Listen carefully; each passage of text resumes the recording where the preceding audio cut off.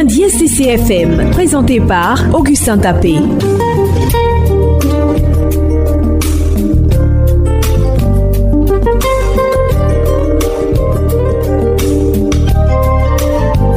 Bonjour et bienvenue sur la radio ISTC-FM. À ce microphone, Augustin Tapé, technique Adon Jean-Luc. Nous recevons Dr Doumbia Mamadou. Bonjour docteur. Bonjour monsieur Tapé. Vous êtes enseignant-chercheur et consultant en agriculture, maître de conférences en sciences agronomiques et ingénierie biologique. C'est ça. Alors avec vous, nous allons parler de la souveraineté nationale en matière de fertilisants biologiques, précisément de l'engrais biologique. Alors docteur, comme on l'a dit, vous êtes enseignant-chercheur à l'université Nangui Abrogoa d'Abidjan. Vous et un groupe de chercheurs, vous avez mis au point l'engrais biologique. Alors qu'est-ce que on entend par engrais biologique? C'est quoi exactement? L'engrais biologique, par opposition à l'engrais chimique, c'est que c'est de l'engrais qui est issu de l'activité soit d'organismes vivants ou alors des matières fertilisantes fermentescibles naturelles telles que les épluchures, les peaux de banane, les ordures ménagères. Donc c'est en fait un ensemble de produits issus du vivant que nous appelons en fait engrais biologique. Tout à l'heure vous l'avez dit, en comparaison à l'engrais chimique, l'engrais biologique, vous avez travaillé là-dessus justement. Alors, quels sont les avantages, n'est-ce pas, de l'engrais biologique, à la différence, n'est-ce pas, de l'engrais chimique? Il faut dire que de plus en plus, il est reconnu que l'engrais biologique est aujourd'hui un des éléments importants de la durabilité de la production agricole dans le monde, parce que l'engrais chimique a montré ses limites de par ses impacts sur l'environnement et aussi sur les consommateurs. Donc à ce sujet, il y a eu effectivement des avancées sur les recherches en ce qui concerne la fertilisation biologique. Donc d'où l'intérêt effectivement de développer en Côte d'Ivoire ce type d'engrais, parce qu'en Europe, partout aujourd'hui, on parle de l'agriculture biologique. Alors vous avez parlé de l'Europe, mais pour quelqu'un qui va vous écouter, ce n'est pas nouveau l'engrais biologique. L'engrais biologique, c'est pas nouveau, mais c'est peut-être l'approche qu'on a qui est assez nouvelle. Parce que dans la plupart des cas, on passe par des processus de compostage, c'est-à-dire qu'on va mettre les matières organiques dans des trous de compost. On va les composter pendant 3 à 4 mois avant effectivement d'obtenir, c'est comme en fait les ordures ménagères qu'on a dans les dépôts. Alors qu'ici, nous passons plutôt par la fermentation d'éléments organiques pour aboutir à l'engrais. Donc c'est un peu la différence que nous apportons et ça permet d'accélérer la production de l'engrais. Voilà, le compostage prend entre 3 et 4 mois, alors qu'avec notre système, en 2 semaines, les engrais sont prêts. Alors docteur, votre produit est à 100% made in Côte d'Ivoire. Alors qu'est-ce qui a motivé cette recherche? Ceci est assez important dans notre développement, parce qu'on parle d'émergence, on parle de développement, on parle de sécurité alimentaire. Et tous ces volets-là ne peuvent être abordés que lorsque on a effectivement une souveraineté en matière de production de fertilisants. Donc c'est ce qui nous a motivé effectivement à nous orienter vers la production d'intrants du point de vue endogène pour satisfaire nos populations. Parce que l'engrais qui est importé, ou tout ce qui est importé, il y a un coût, il y a le transport, il y a le transit, il y a tout ça, il y a le dédouanement, alors qu'ici, la production, elle est locale, donc plus accessible à nos populations qui ont des faibles revenus. C'est ce qui nous a motivés. On l'a dit, c'est un produit made in Côte d'Ivoire.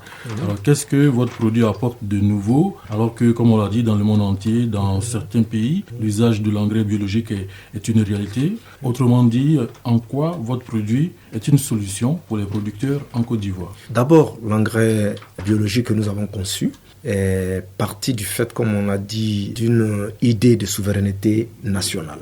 Donc, ceci est très important. Aujourd'hui, on parle de la Chine, parce qu'effectivement, d'abord, elle a essayé de se développer d'abord en autarcie, de résoudre ses problèmes et avant de s'exporter. Donc, je pense qu'en fait, nous avons eu cette même approche. Il faut que localement, surtout que dans la sous-région, la Côte d'Ivoire est le premier pays agricole. Donc, il fallait quand même que nous mettions en place, surtout avec nos chercheurs, des éléments de solution par rapport aux fertilisants. Parce que le fertilisant devient de plus en plus cher, inaccessible à nos populations agricoles. Et donc, il fallait qu'on trouve une solution. Voilà pourquoi nous avons opté d'abord pour ça. Alors, nous allons parler, n'est-ce pas, de la question des essais. Alors, est-ce que vous avez mené des essais en conditions paysannes de l'utilisation de cet engrais biologique? Oui, d'abord en tant que chercheur il y a quand même des étapes. Vous ne pouvez pas vous permettre de proposer, surtout à la face de la nation, un produit de cette nature-là sans quand même d'abord être rigoureux. Donc nous avons nous-mêmes mené les recherches sur l'engrais biologique de 2004 jusqu'en 2009. Donc ça veut dire c'est le fruit de pratiquement 7 ans de recherche continue. Et à l'issue de ces recherches-là, nous avons mené des essais tant en Côte d'Ivoire, au Mali, au Burkina et en Guinée. Et nous avons fait des essais avec l'ANADER à Soubré sur le cacao. Nous avons fait des essais avec l'officerie des Ségou au Mali pour dire que vraiment on a été très rigoureux dans l'évaluation de ce produit-là. Et nous avons breveté ce produit. Il est breveté, donc ça veut dire que lorsqu'on passe au stade de brevet, ça veut dire que vraiment on a eu à vérifier l'étape de l'efficacité du produit. Aujourd'hui, Vital Plus ne souffre d'aucun problème d'inefficacité. Vous avez parlé d'efficacité. Justement, qu'est-ce qu'on peut retenir des résultats que vous avez obtenus concrètement? Les résultats que nous avons obtenus pour certaines cultures, je prends le cas du cacao, on peut passer pratiquement à 30% d'augmentation de la production dans les 2 premières années d'utilisation, jusqu'à 50 à 60% à partir de la 3e et la 4e année d'utilisation. L'avantage de notre produit, c'est qu'il s'utilise à des doses pratiquement identiques aux doses de l'engrais chimique. Parce que le compostage, comme je le disais, c'est un autre mode de production de l'engrais bio. Vous êtes obligé d'utiliser par exemple entre 5 et 10 tonnes d'engrais compost pour 1 hectare de cacao. Alors qu'avec le nôtre, nous n'utilisons que 250 kg, au même titre que l'engrais chimique. Donc voilà aussi un avantage, parce que transporter 10 tonnes d'engrais pour 1 hectare, ce n'est pas aisé. Donc ça, c'est effectivement notre approche pour essayer de réduire les doses d'utilisation, et aussi on a industrialisé la production. Donc ce qui est très important, c'est-à-dire qu'aujourd'hui on a une chaîne de production de cet engrais-là qui permet donc de satisfaire les besoins de nos populations. Alors je rappelle aux auditeurs que vous suivez la radio ISTC-FM. Nous recevons Dr Doumbouya Mamadou. Avec lui nous parlons de souveraineté nationale en matière de fertilisants biologiques. Alors c'est le sujet central de cette interview. Alors justement, en quoi l'engrais biologique contribue à cette souveraineté nationale en matière de fertilisants biologiques? Ceci est très important, surtout que la session qui vient de s'achever de l'Union africaine a parlé surtout de l'année. Ça veut dire qu'il faut passer depuis la production, la transformation et la consommation.